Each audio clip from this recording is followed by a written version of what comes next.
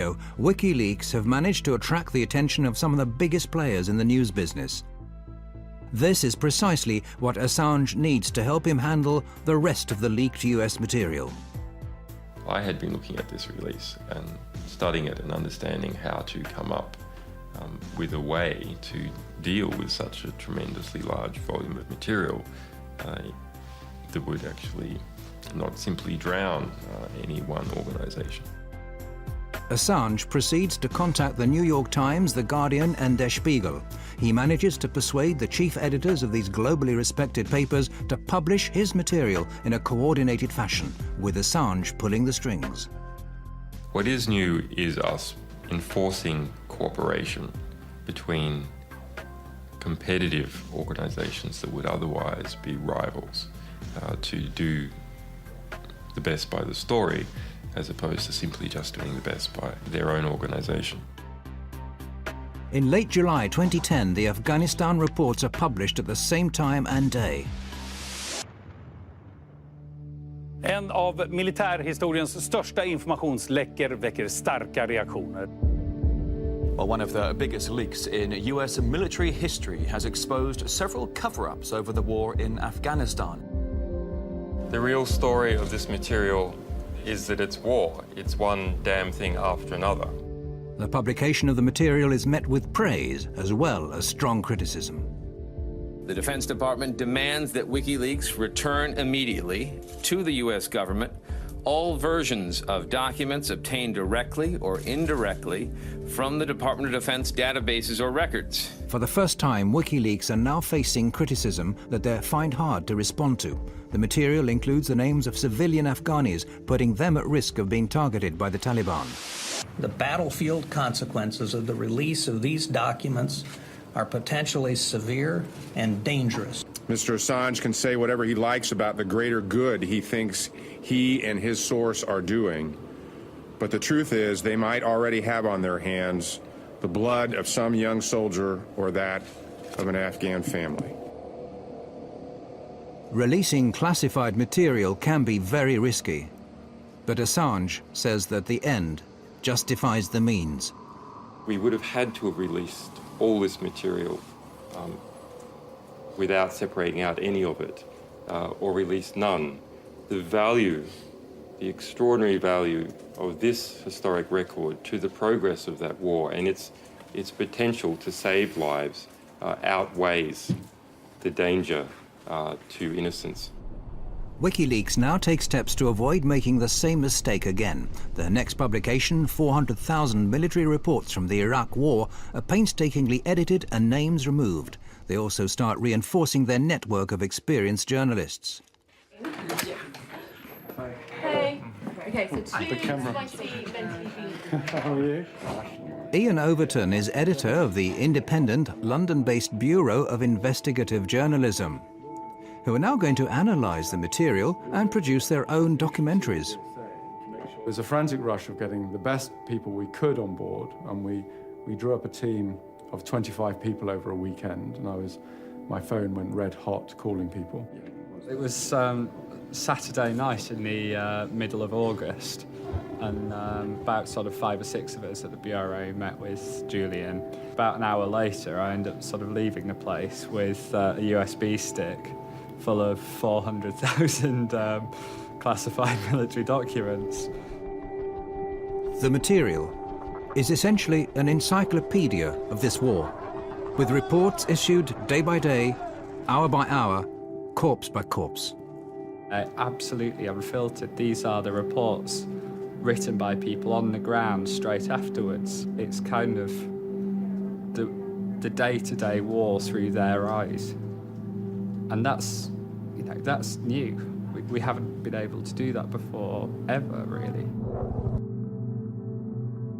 The material tells of tens of thousands of civilian casualties, figures that the US have withheld to date, and the widespread practice of torture that the US said they'd put a stop to is still being practiced by their Iraqi allies.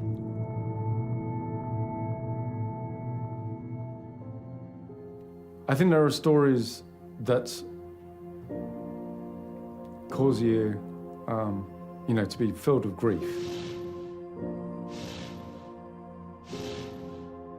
Some are incredibly harrowing. I mean, you do have children tortured to death or shot in front of parents, and it's not material you can read and not be affected by. When I was reading the reports, you read a young American soldier writing in a very, very bureaucratic, anodyne, sterile way about a father who's driving his children back home, and he's going too fast, and they open fire at the car. And the father, fearing that his children will be hit, calls all his children to lie on the floor. All of the children are killed, 3 children. And the way it's written up is, it's called an escalation of force. You know. It's not an escalation of force, it's a killing. It's, you know, it's horrific.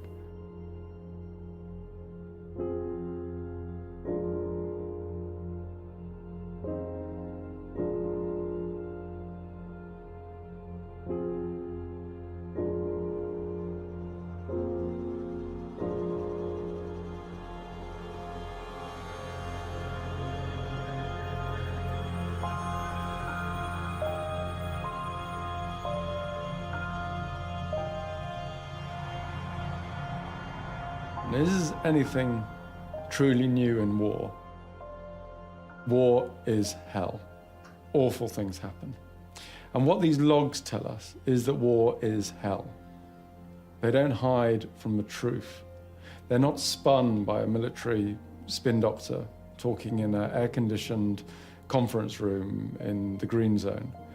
This is visceral, unequivocal death written in raw detail. 109,000 lives lost over the course of these reports. We're all doing what we can in something so huge that people can and hopefully will study this data for years. This is worth telling, this is worth getting out there. The lack of respect for human life runs like a common thread through the material. These images are of a helicopter crew who have just received orders to bomb a building where 3 enemy soldiers are thought to be hiding. If you'd like Crazy Horse 1A, you could put up missile on that building. A passerby suddenly turns up. But the crew don't wait. Target hit. You lost a missile. The crew could have waited until the man had passed. This is perhaps a measure of how human life was valued in Baghdad. Private cars being pursued by an attack helicopter.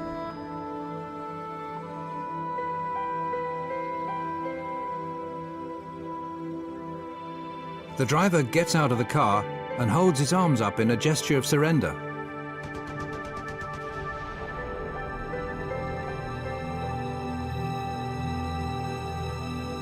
The more horrific the discovery the investigators in London make, the more they get the feeling of being threatened. It gradually becomes obvious that someone's watching their office. I do know that I'm being listened into and monitored by forces. I don't know. I've received strange text messages from anonymous sources. I've received death threats, and they're not very nice, clearly. And particularly the one that talked about my children. I just think that was a bit unnecessary.